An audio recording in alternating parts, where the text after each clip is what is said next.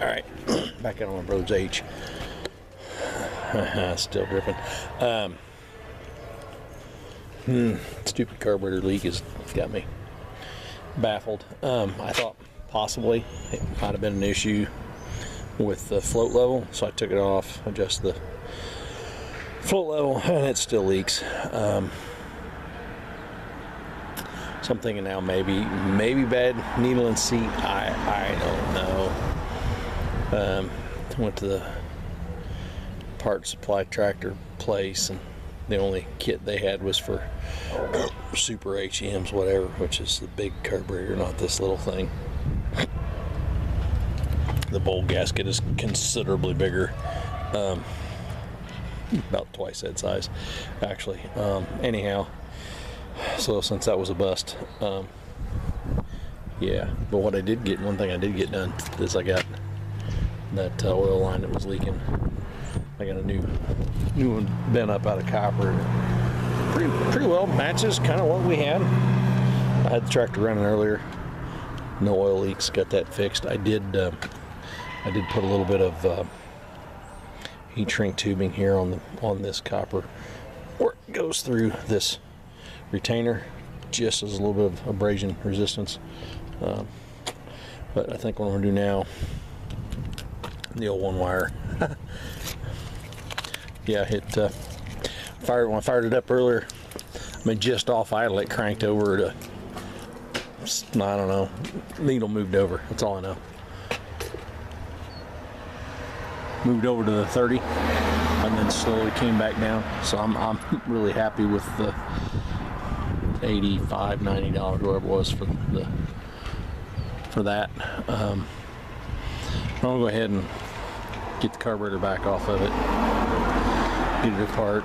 And I did find, while I was trying to clean off my workbench, now I've lost, I've got, I don't know if this will fit this tractor or not, but I've got a needle and seat for, I'm going to say that's a Marvell off of a molding, because that's what I normally work on.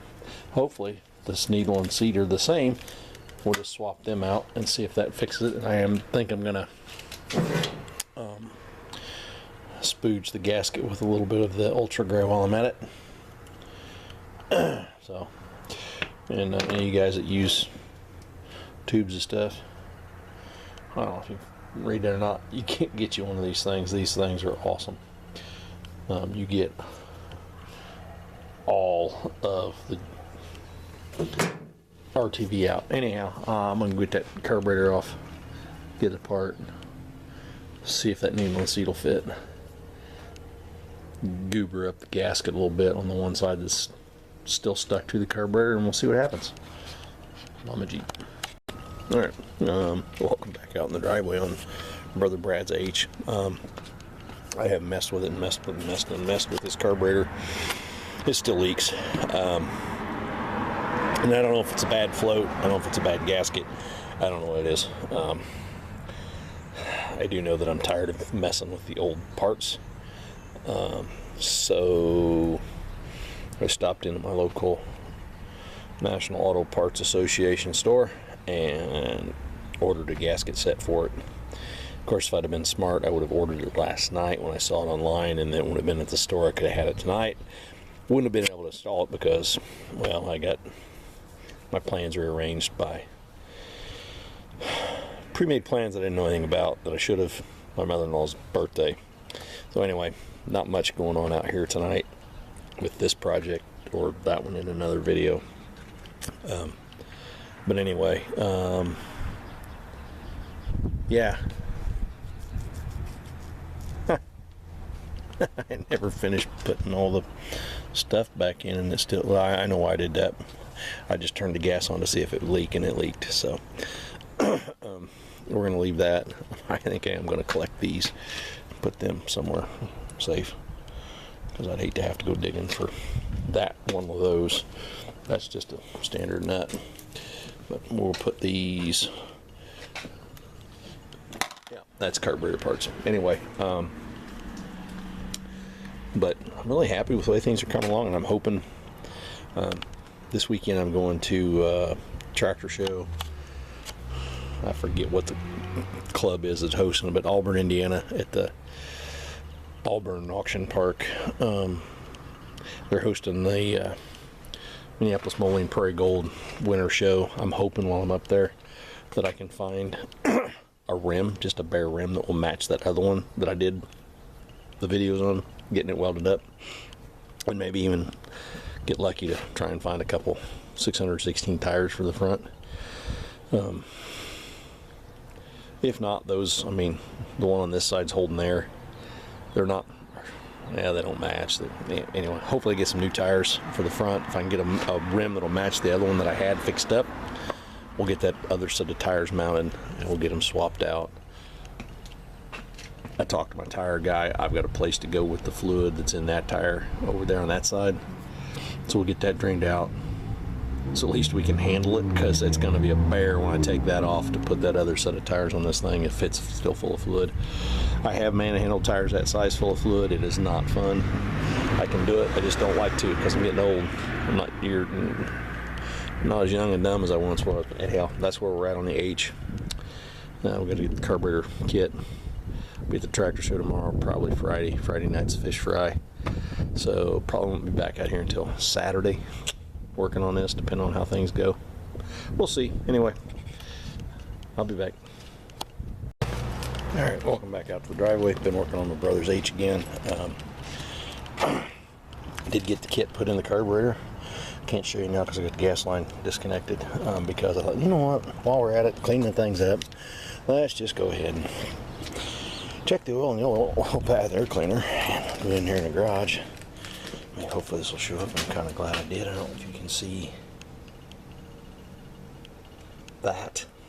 That is like a solid chunk of something. So we will be draining that out and getting that put back on and cleaned up. So anyway, that's where we're at on Brother Brad's H.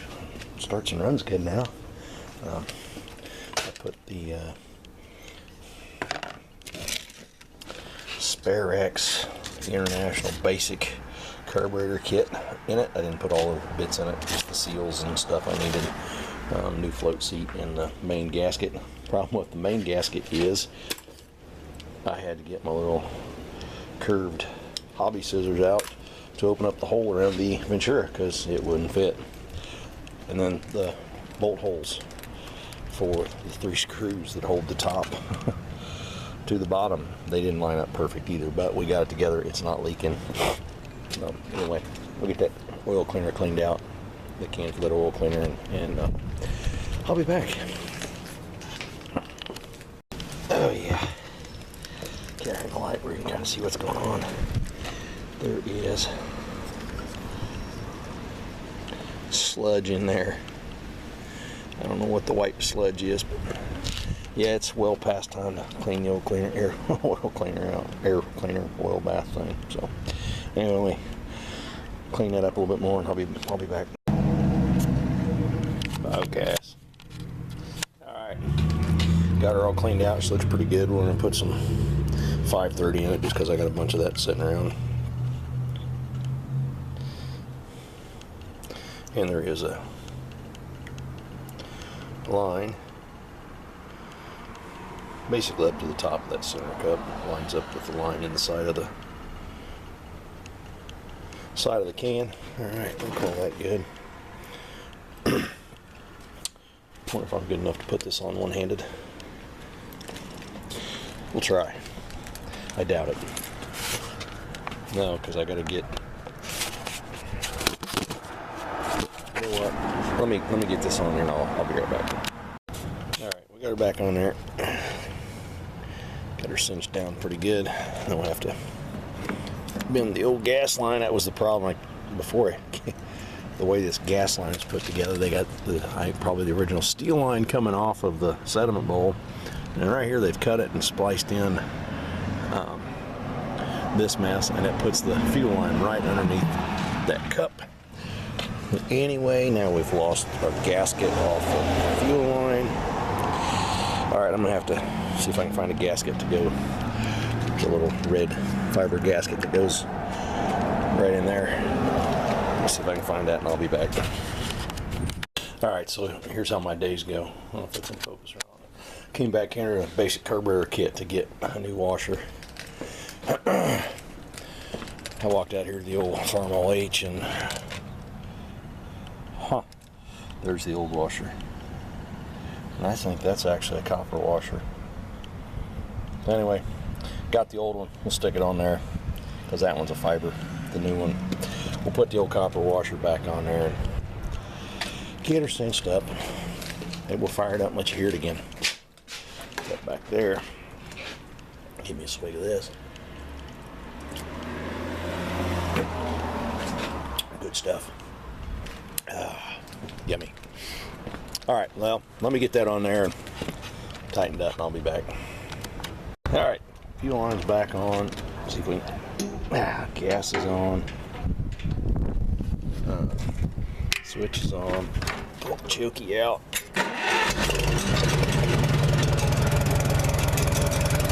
Just like that, she's a purring like a kitten. Still need to trim off a couple of those, it looks like. Kind of decided if I want to find a couple more. I don't know. Anyway. You can see the gauge is on the plus side of 0, so the old one wire is doing what she's supposed to do. So, yeah. I'm just glad whoever put the other alternator on there went to all the work and getting all the brackets and stuff, so all I had to do was swap them out.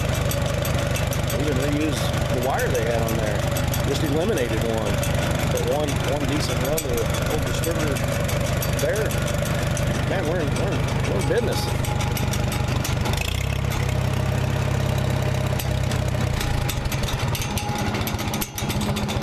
And she will idle down.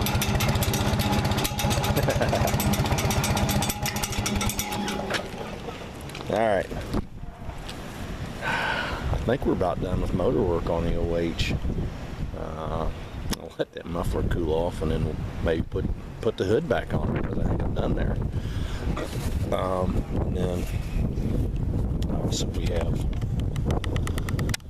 wheel trouble, which we talked about. Yesterday, today's Saturday, March, whatever it is, Leprechaun Day. Thursday and Friday. Yesterday, the day before, I was up in Auburn, Indiana at NAPA's Moline Prairie Gold Rush Winter Show. And while I was there, parts guy that I know, international parts guy that I've known for a long time, Dwayne at Rusty Red Acres, he was there, and I talked to him. I had that one rim that I spent all that time doing the videos, welding up, fixing holes and stuff. That's not the same as these. The H's use this angled rim, the M's used a flat one. He thought maybe rather than me trying to, because I have this rim here, obviously with the washer in it, you can kind of, I don't know if you can see it behind there, that's starting to rot out some too. So rather than me having my tire guy dismount both of these tires and then me spend however many days, months, years, whatever, weeks welding up these rims, see if Dwayne's got a good rim, and we'll get it cleaned up and painted, and then we'll put the tires I want to put on this, the 13.6s, on those M rims and get those on here, and then I'll have to scrounge at the farm and see if I can find some decent 550 or 600s. We got decent tread.